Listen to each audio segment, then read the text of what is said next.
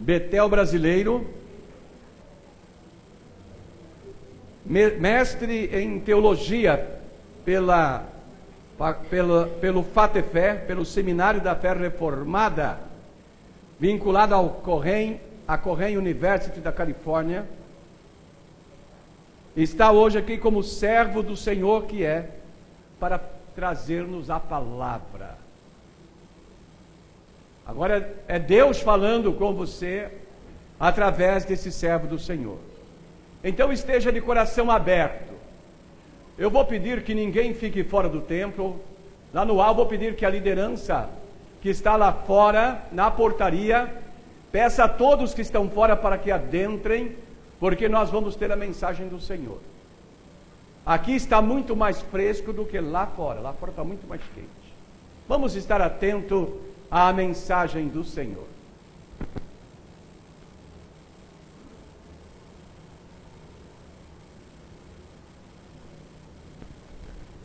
Agora a preocupação fica comigo, né? Depois de uma apresentação como essa, se a mensagem não for boa, a gente vai pedir a Deus, porque é Ele que conduz. É só colocar ao seu dispor. E é isso que eu gostaria de fazer agora. Vamos orar mais uma vez? Senhor, nos encontramos aqui na Tua presença por causa do Senhor. Nós viemos buscar o Senhor acima de tudo, saber aquilo que o Senhor tem reservado em especial para cada um de nós. Nós somos a Tua igreja, nós somos o Teu povo, que se coloca ao Teu serviço e à Tua disposição. Que o Senhor nos ajude, que o Senhor tenha misericórdia de nós, que o Senhor nos ensine a Te amar como o Senhor assim nos ama, que esse amor que vem do Senhor para nós possa também ir de nós ao Senhor, em nome de Cristo Jesus, para a Tua glória. Amém. Eu queria convidá-lo e convidá-la a abrir a sua Bíblia lá em 1 Samuel.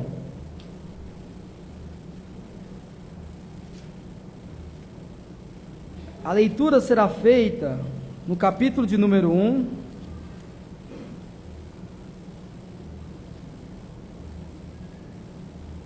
Os versos que serão lidos é o verso 3 até o verso 18.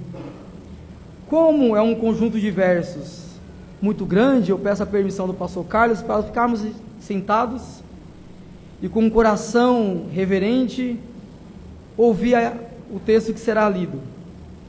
Samuel, capítulo de número 1, do verso 3 até o verso 18.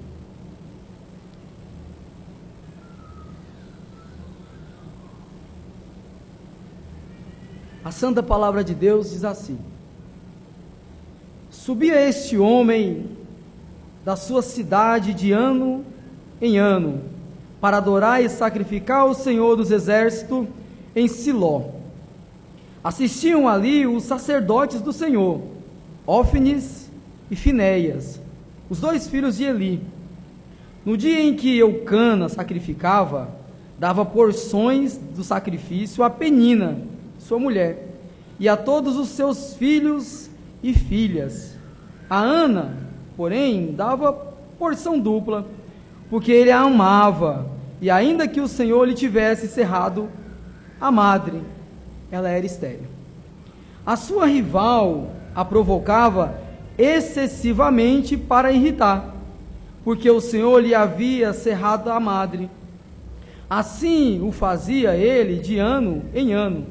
E todas as vezes que Ana subia à casa do Senhor, a outra a irritava, pelo que chorava e não comia. Então Eucana, seu marido, lhe perguntou: Ana, por que choras? Por que não comes? Por que está triste o teu coração? Não te sou eu melhor do que 10 filhos? Então Ana se levantou, depois que comeram e beberam em Siló. Ora, ali Eli, sacerdote, estava assentado numa cadeira, junto a um pilar do templo do Senhor. Ela, com amargura de alma, orou ao Senhor chorando muito, e fez um voto dizendo: Ó Senhor dos Exércitos, se benignamente atentares para a aflição da tua serva, e de mim te lembrares, e da tua serva não te esqueceres, mas a tua serva deres um filho, ao Senhor o darei por todos os dias de sua vida, e sobre a sua cabeça não passará navalha. Demorando-se ela em orar perante o Senhor, Eli prestou atenção em sua boca. Ana só falava no coração, e os seus lábios se moviam, mas não saía a sua voz. Eli a teve por embriagada, e lhe disse: até quando estarás tu embriagada? Aparta-te de ti o teu vinho. Porém Ana respondeu: não, Senhor meu, eu não sou mulher embriagada, não sou mulher atribulada de espírito, não bebi vinho nem bebida forte, mas estava derramando a minha alma perante o Senhor. Não tenhas a tua serva por filha de Belial, da multidão dos meus cuidados e do meu desgosto tenho falado até agora. Que o Senhor os abençoe na exposição da mesma palavra. É interessante que os relacionamentos entre as pessoas, eles se aprofundam, eles se tornam ainda mais íntimos, eles se tornam ainda mais seguros quando há uma confiança, quando existe parceria, quando existe companheirismo mútuo. Para obter essas descrições, como acabei de falar, confiança, parceria, companheirismo mútuo, como anteriormente foram comentadas, é necessário uma coisa: é necessário abrir o coração e expressar aquilo que nos é caro, abrir o coração e confiar ao outro aquilo que nos é importante. Compartilhar o coração com o outro aprofunda relacionamento, torna esse companheirismo mútuo que a gente tanto deseja, mas que se sente meio que receoso em iniciar. Porque abrir o coração é sinal de risco. Eu não sei o que o outro vai fazer com aquilo que para mim é caro. Eu não sei como é que o outro vai lidar com os segredos que eu não confiaria em uma pessoa que eu não conhecesse. Mesmo conhecendo, ainda fico receoso em abrir coração por medo de não saber o que o outro vai fazer com aquilo que para mim é importante. Abrir o coração não é uma tarefa fácil. Abrir o coração é uma tarefa extremamente difícil. O tempo todo as Escrituras, a Bíblia, ela nos convida a buscar relacionamentos sinceros. É só a gente olhar desde o Antigo Testamento até o Novo, como se fosse uma ordenança da parte de Deus a nós, a buscarmos relacionamentos sérios, a buscarmos amizades, ter relacionamentos sinceros, encontrar amigos mais chegados do que irmão. Já ouviram isso em algum lugar? Não é nem um conselho, é uma necessidade de sobrevivência. Nós precisamos de amigo. A gente sabe que o homem precisa de Deus, mas também o homem precisa do homem. A gente sempre precisa de alguém para chorar as nossas dores, mas se alegrar com aquilo de bom que Deus tem a nos dar. Então a Bíblia nos convida a buscar, convida-nos a sermos dois e não somente um. Caso um tropece ou venha a desfalecer, o outro ajuda. Essa necessidade de ser dois, caminhar na mesma estrada, que o mesmo destino é o objetivo de desejo de cada um de nós. Se caso um caia, o outro levanta. A necessidade de se firmar e de se buscar amizade, e ter nessa amizade, como diz o próprio texto que a gente leu, amigos mais chegados do que irmão. Mas abrir o coração não é uma tarefa fácil. Confiar segredos aos outros não é uma tarefa fácil. Abrir o coração é uma tarefa difícil demais. Abrir o coração é uma atitude de risco. Nós corremos riscos quando confiamos ao outro aquilo que nos é caro. A experiência da vida nos diz que não é confiável confiar os nossos segredos aos outros. A experiência diz isso. Que não é confiável confiar aos outros o que anseia o nosso coração. Algumas pessoas, de acordo com a experiência que a gente tem visto, usariam dos nossos segredos, daquilo que para nós é importante, contra nós. Lançariam em nosso rosto na primeira oportunidade que tiver. Então, por isso, ao mesmo tempo que a Bíblia nos convida a ter amigos, e ao ter amigos é necessário abrir o coração para que se aprofunde o relacionamento, há um risco muito grande aqui em questão. Porque eu nunca sei o que o outro vai fazer com aquilo que é importante para mim. Eu nunca sei como é que o outro vai lidar com aquilo que me custa caro. Eu nunca sei o que o outro vai fazer com aquilo que é essencial para a minha vida. Mas ao mesmo tempo ela nos convida a ter amigos. Ao mesmo tempo ela nos convida a buscar pessoas que são mais chegadas do que irmão. Mas abrir o coração é uma atitude de risco. E é o que acontece a princípio com Ana aqui. Se você pegar o texto novamente, a história de Ana retrata isso que eu estou narrando até agora. Ana tem um anseio frustrante. Ela queria ser mãe. Deus fechou o seu ventre. É interessante aqui lembrar que é Deus quem fecha o seu ventre. É Deus quem diz, você não vai ter filho. É Deus quem a impede de fazer aquilo pelo qual ela foi criada, ser mãe. A gente sabe que numa sociedade patriarcal como essa que a gente está narrando, a mulher não ser mãe era motivo de desonra. Naquela época, sim. Hoje em dia, o pastor tem que clamar aqui para as mulheres serem. Naquela época era honroso para a mulher ter filhos, e muitos filhos ainda. Então tenta imaginar a Ana, sabendo que tem uma missão na terra, que é gerar filhos, e quando olha para si, percebe a impossibilidade de gerar, porque Deus cerrou a sua madre, a impossibilitou de ter filhos. Ela não poderia ter o que iria trazer dignidade perante uma sociedade patriarcal, como eu acabei aqui de dizer. Essa impossibilidade de ter filhos a envergonhava, deixava triste, a ponto de chorar todas as vezes quando se reunia no banquete com Eucana, com a sua outra esposa e com os seus filhos e as filhas de Penina. Todas as vezes que esse acontecimento surgia diante de Ana e que Ana participava, era um acontecimento de tristeza. Ela via a alegria da outra e olhava para si e não podia se alegrar da mesma forma. E o que é mais doloroso, ou dolorido, ou penoso na vida dessa mulher é saber que foi Deus quem fez isso. Foi Deus que a cerrou o ventre. Foi Deus que a impossibilitou de ter filhos. A fraqueza de Ana era evidente. Como eu disse, ela confiou o seu segredo aos outros. O desejo de seu coração foi entregue aos outros. E diante desse descortinado coração de Ana, nós encontramos dois tipos de reações completamente opostas. Ana abre o seu coração a um público bem íntimo dela, e diante desse público, o coração se abre, e há duas reações completamente opostas aqui.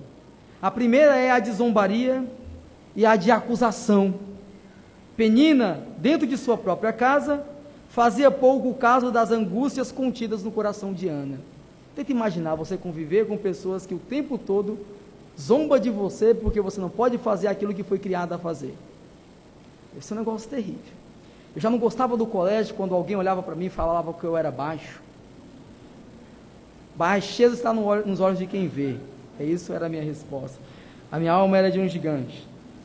Então tenta imaginar você convivendo com um ambiente onde as pessoas te zombam o tempo todo.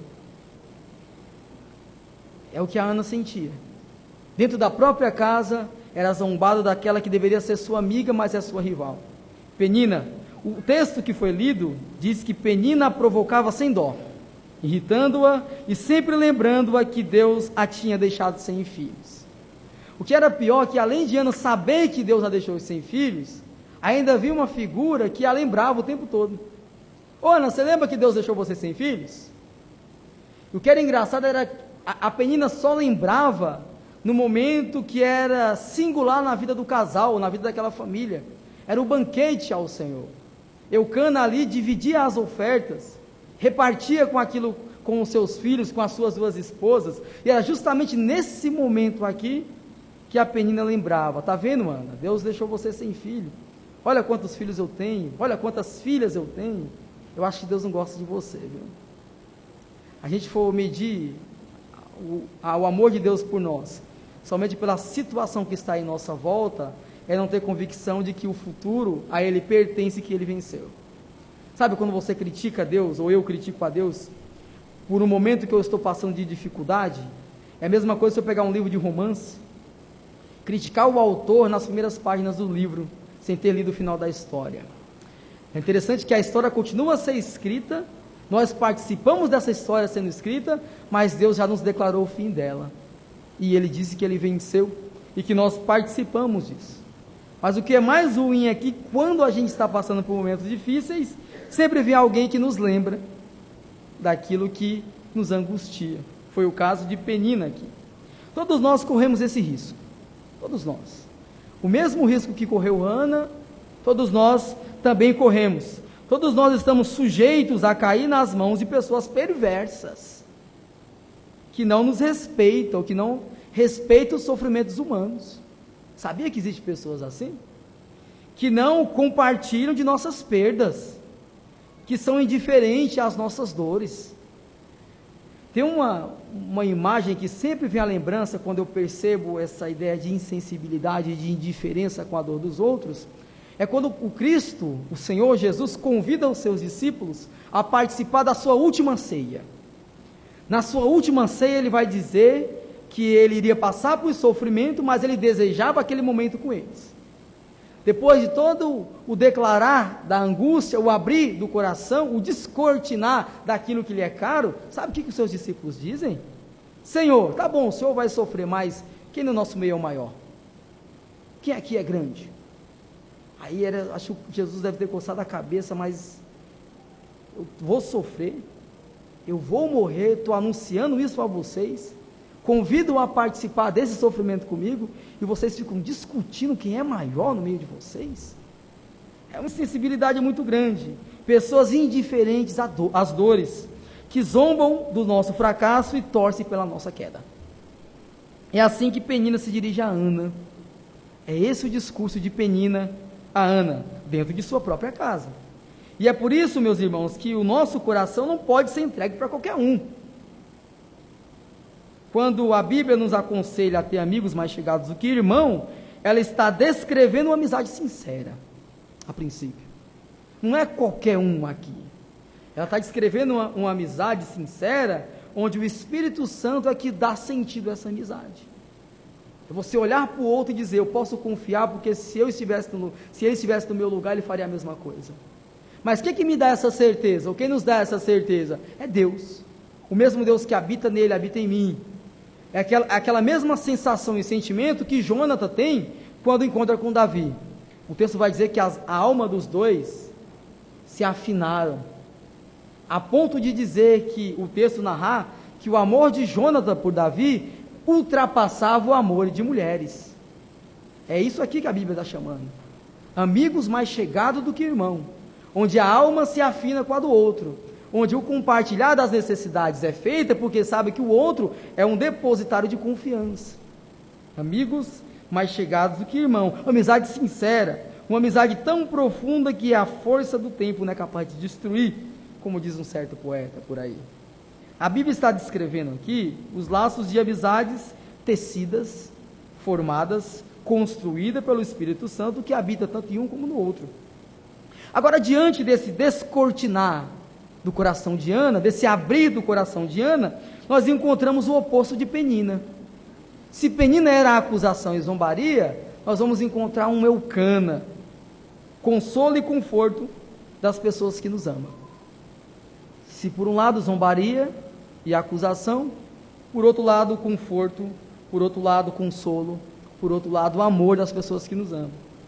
Eucana, além de um esposo, foi um ombro amigo, bem presente quando Ana mais precisava. E o que é mais interessante é a tentativa daquele homem, movido por tanto amor, em querer consolar a sua esposa com palavras. E sabe como é que é o consolo? Não sou eu melhor do que 10 filhos, Ana? Você precisa mais do que isso? Será que não estou suprindo a sua necessidade? Te falta alguma coisa? Será que eu não sou melhor do que 10 filhos? Olha a tentativa. Eu até entendo o pobre do Eucana aqui. Quando, às vezes, eu não sou ainda casado e tal, mas vislumbro num passado bem próximo, para acontecimento tão esperado, né? Por todos, inclusive, também. Para comer bolo vocês, né? Então, voltando aqui ao texto. Eu até entendo a questão de Eucana, até entendo. A mulher está desesperada, precisando de um consolo. E o homem desesperadamente tenta consolar, como? Se colocando a serviço, se colocando a dispor e dizendo: será que eu não sou melhor do que 10 filhos, Ana? Eucana não lança em rosto a debilidade de sua esposa querida. Ele não faz isso. Mas supre a sua debilidade sendo o marido mais presente. Ao perceber a angústia do coração de sua esposa, Eucana busca o tempo todo alegrá-la. Por quê? Porque ele a amava. Meus irmãos, são de pessoas assim, ou de pessoas do timbre de um Eucana, que nós devemos nos cercar, que nós devemos trazer para próximo de nós, que nós devemos convidar para tomar o café da tarde em casa. É esse tipo de pessoa que a Bíblia nos convida a selecionar e chamar de amigo. Pessoas que estarão presentes quando o mal, por exemplo, bater na nossa porta. Pessoas que serão um ombro amigo quando a angústia do coração estiver expressa. Nos convida a ser cercado por esse tipo de gente, porque sabe que nesse tipo de gente nós vamos encontrar consolo, conforto, palavras de sabedoria, palavras de incentivos, bons aconselhamentos. São pessoas assim que nos colocam para cima quando nós estamos para baixo. São esse tipo de amigos mais chegados do que irmão, que as Escrituras nos aconselham a buscar. Sabe quando a gente está feio, se sente feio e ao olhar no espelho se comprova que está feio? Aí vem um amigo e diz: mas você está lindo. É justamente isso. De forma bem superficial, o que Eucana aqui fez. Ou seja, colocar para cima alguém que estava para baixo. Levantar o astral de alguém que não tinha ânimo nem para comer, como foi o caso de Ana aqui. Ana, nesse exato momento agora, abre o coração para Deus. E o que é mais interessante, quando Ana abre o coração para Deus, ela promove uma novidade de vida para todos. O verso 9, vamos dar uma olhadinha no verso 9. O verso 9 diz que naquele mesmo dia, depois de ter se alimentado, Ana se recompôs e foi a Siló no templo do Senhor. E lá no templo, novamente, ela repete o que já tinha feito nos versos anteriores. Ou seja, ela abre o coração. Mas agora para a pessoa mais certa, para a pessoa mais adequada, capaz de suportar as maiores angústias da alma humana, o seu Deus. Sabia que tem coisas que a gente só pode contar para Deus? Que por mais que seja amigo, ele não consegue suportar. Isso é tão verdade que no ministério do nosso Senhor Jesus, acontece isso com ele. Tem discurso que ele comunica à multidão. Ele faz questão de juntar toda a massa e discursar. Ele fala para a multidão. Porém, tem discursos que ele só entrega a 70. Tem discurso mais complicado que ele confia a 12. Tem discurso que ele entrega a 3. E tem discurso que ele só comunica a 1. Foi João na ilha de Patmos. Percebe que até o próprio Deus, entendendo a natureza do homem, sabendo que tem coisas que ele não pode suportar, ele não comunica. Ele prefere que tenha mais maturidade para depois comunicar. E o que é tão interessante que nesse episódio do João em Apocalipse, quando ele recebe aquela carga de informação celeste, o texto diz que João caiu como morto, não suportou, não tinha maturidade espiritual para suportar. O que Deus faz? O que Cristo fez? Tocou em João e levantou de novo para a vida. Então tem coisas, meus irmãos, que só a Deus pertence. A gente precisa abrir o coração ao outro, mas ao outro certo, procurar Eucanas, não Peninas.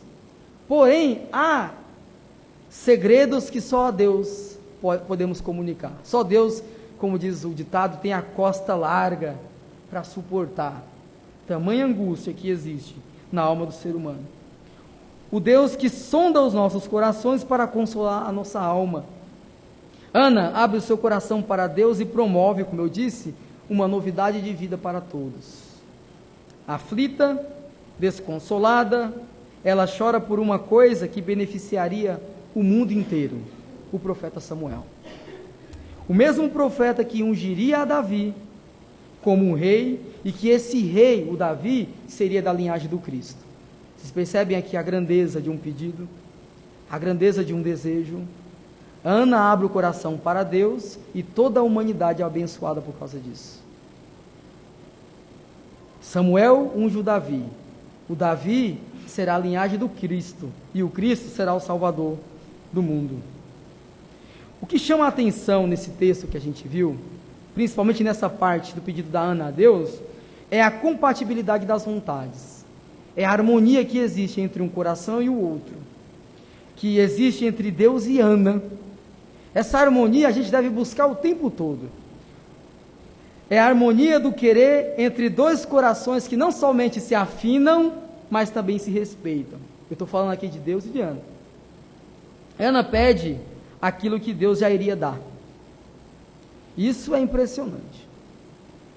Isso é de deixar a gente encabulado, como dizia a minha avó. É de marcar. Ana pede uma coisa que Deus já iria dar. O desejo de Ana é a vontade de Deus. E a vontade de Deus é uma resposta a um coração que se abre para Deus e que promove uma novidade de vida para todos. Ana pede um filho, como a gente viu. E juntamente com o filho, Deus lhe dá um profeta. E esse profeta seria uma bênção para toda a humanidade. Eu só quero um filho. Deus, além de dar um filho, também lhe dá um profeta. E esse profeta será uma bênção para todos, inclusive para nós que participamos daquilo que esse profeta fez. É exatamente por isso que não lhe custa nada devolver ao Senhor. Se perguntasse para Ana, Ana, será que vai ser difícil entregar o Samuel aí para o Senhor? A Ana, não me custa nada. Não me custa nada por quê? Porque dois corações que se harmonizaram com um só objetivo. E é tão impressionante, e aí entra aquela vontade que eu falei uma vez, de pedir a Deus que torne o nosso coração compatível ao dele, a ponto de quando eu pedir a minha vontade, eu perceba que é a dele. Quando eu buscar o meu querer, saber que o dele já está presente. E se sentir alegre por isso. Eu quero uma coisa, mas se sentiria completamente realizado por saber que de antemão o Senhor já queria. É o que acontece com Ana. Pede um filho, Deus já iria dar um filho. E mais do que um filho, Deus lhe dá um profeta. E esse profeta, como eu disse, seria uma bênção para toda a humanidade. É por isso que não lhe custa caro, não lhe custa nada devolver esse garoto ao Senhor. Ao Senhor darei por todos os dias de sua vida, disse a Ana, e o separarei para uma vida santa, ele será um nazireu. E a marca dessa santidade é que ele não vai cortar o cabelo. Foi abençoado e abençoou. O caso de Ana aqui. O filho que era dela, ela deu a Deus. E Deus entregou para promover uma novidade de vida para todos. Que Deus nos ajude a suportar quando peninas batem em nossa porta. E Deus nos ajude a nos policiar e abrir o coração para esse tipo de gente. E que Deus também nos ajude a ter amizades sinceras, a compartilhar aquilo que nos custa caro aos outros, porque aos outros, os outros também fariam a mesma coisa se estivesse no nosso lugar. Mas que Deus tem que nos conduzir, Deus tem que nos dirigir, Deus tem que nos apresentar essas pessoas, e esse é o nosso desejo. O ser humano precisa de Deus, e a gente sabe, mas o ser humano também precisa do outro, porque é no outro que ele percebe que o fardo se torna mais leve também. Vamos orar mais uma vez? Senhor, nós te agradecemos mais uma vez pela tua palavra entregue a nós, pela tua palavra explanada diante de nós e pela tua palavra comunicada em nossos corações. Nós te pedimos que a tua vontade seja nossa e a nossa vontade seja a tua, que a nossa vida caminhe conforme aquilo que o Senhor quer, que se o Senhor perceber que em nós existem caminhos que não condiz com a tua vontade, que o Senhor desperte em nós o arrependimento para retornar à nossa origem, à nossa fonte, ao Cristo sustentador que nos mantém de pé. Ajuda-nos, Senhor, tem misericórdia de nós, abençoe os nossos irmãos que estão fracos, aqueles que sentem, Pai, que um pouco do Senhor estão distante, que o Senhor fortaleça, que o Senhor regozije, revigore suas forças, que o Senhor derrame a sua graça e que a sua misericórdia, como sempre, possa renascer todas as manhãs sobre a vida de cada um de nós. É assim que nós oramos e te agradecemos, em nome de Jesus. Amém. Devolvo a palavra ao pastor Carlos.